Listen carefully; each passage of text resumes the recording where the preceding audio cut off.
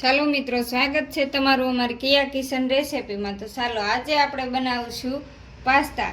તો પાસ્તા બનાવવા માટે અહીંયા આપણે 1 કપ પાસ્તા લીધા છે અને 1 ટમાટર આપણે સુધારી લીધું છે, 1 આપણે કાંદો સુધારી લીધો છે, અહીંયા આપણે લીલા ધાણા લીધા છે, અહીંયા 1 નાનું 1 ગાજર કટિંગ કરી લીધું છે અને અહીંયા 1 આપણે મરચું કટ કરી લીધું છે, અહીંયા આપણે નમક લીધું છે 1 ચમચી અને 2 પેકેટ આપણે મેંગી મસાલો લીધો છે, 1 ચમચી આપણે હળદર લીધી છે, 1 ચમચી આપણે ધાણા જીરું પાવડર લીધું છે, અડધી ચમચી આપણે હિંગ લીધી છે।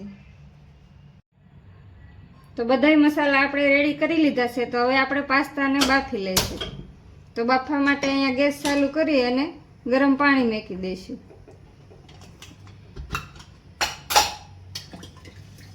તો પાણી ગરમ થવા મૂક્યું છે, એમાં આપણે થોડું તેલ પણ એડ કરી દઈશું। તેલ એડ કરી અને પાણીને ગરમ થવા દઈશું। તો સરસ પાણી પણ આપણું ઉકળી ગયું છે। તો હવે આપણે પાસ્તાને એડ કરી દઈશું। તો પાસ્તાને આપણે ગરમ પાણીમાં એડ કર્યા પહેલાં આપણે ધોઈ લેવાના છે। તો અહીંયા આપણે ધોઈ લીધા છે મેં અહીંયા, હવે આપણે એડ કરી દઈશું ગરમ પાણીમાં।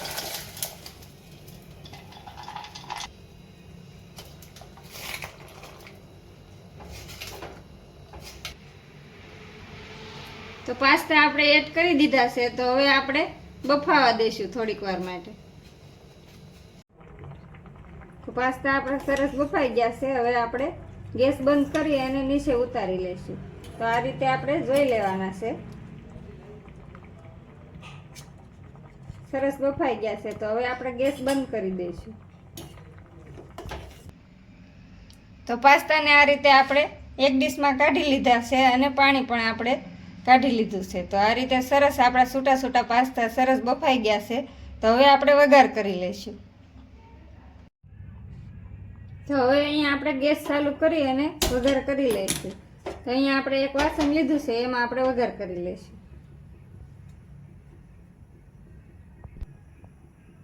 તો વઘાર કરવા માટે આપણે 1 પાવડું તેલ એડ કરી દઈશું। તેલ આપણું ગરમ થઈ જાય પછી આપણે હિંગ એડ કરી દઈશું। તો તેલ સરસ ગરમ થઈ ગયું છે, હવે આપણે હિંગ એડ કરી દઈશું।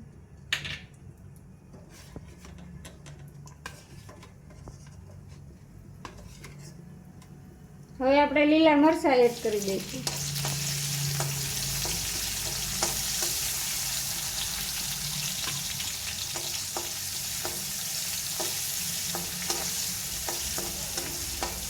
લીલા મરચાં થોડી વાર સાતળી લઈશું।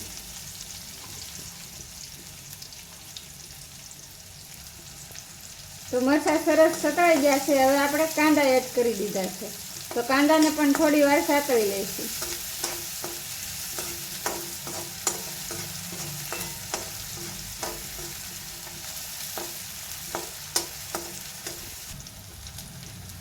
તો કાંદા સરસ આપણા સતળાઈ ગયા છે। હવે આપણે ગાજર એડ કરી દઈશું। તો ગાજરને પણ આ રીતે આપણે સાતળી લઈશું।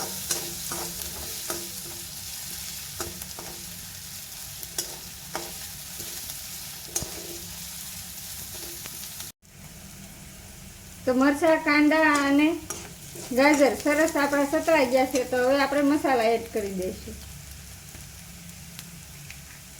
તો મસાલા એડ કરવામાં આપણે નમક એડ કરી દઈશું, ધાણા જીરું પાવડર એડ કરી દઈશું અને હળદર એડ કરી દઈશું અને મેંગી મસાલો એડ કરી દઈશું અને સરસ આ રીતે મિક્સ કરી લઈશું।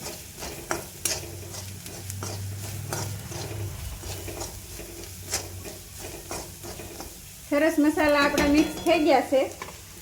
તો હવે આપણે ટમેટા એડ કરી દઈશું।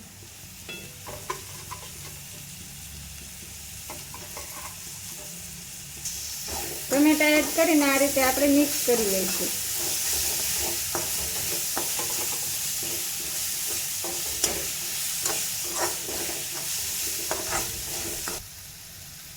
તો થોડું આપણે પાણી એડ કરી દઈશું। પાણી એડ કરીને આ રીતે આપણે મિક્સ કરી લઈશું।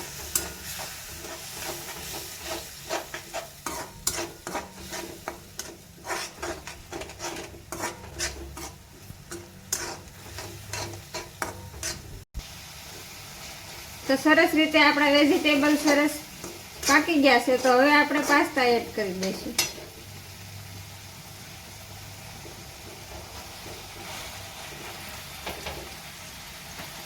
પાસ્તા એડ કરીને આ રીતે આપણે મિક્સ કરી લઈશું.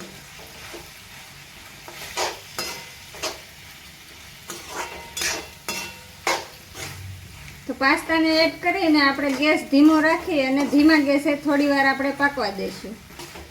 તો સરસ બની અને તૈયાર થઈ જાય છે. અને બાળકોને બહુ જ પસંદ હોય છે, તો આપણે ટિફિનમાં પણ દઈ શકીએ. તો સરસ રીતે આપણા પાસ્તા બની અને તૈયાર છે. તો હવે આપણે ગેસ બંધ કરી અને નીચે ઉતારી લઈશું.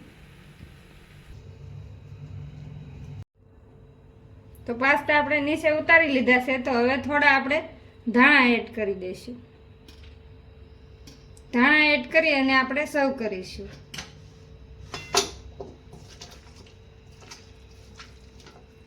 તો આપણે એક વાટકામાં લઈ અને સર્વ કરીશું. તો તમને કેવી લાગી મારી રેસીપી? મારી રેસીપી પસંદ આવી હોય તો લાઈક કરજો, શેર કરજો અને સબસ્ક્રાઈબ કરવાનું ભૂલતા નહીં. કોમેન્ટ કરીને જણાવજો કેવી લાગી પાસ્તાની રેસીપી.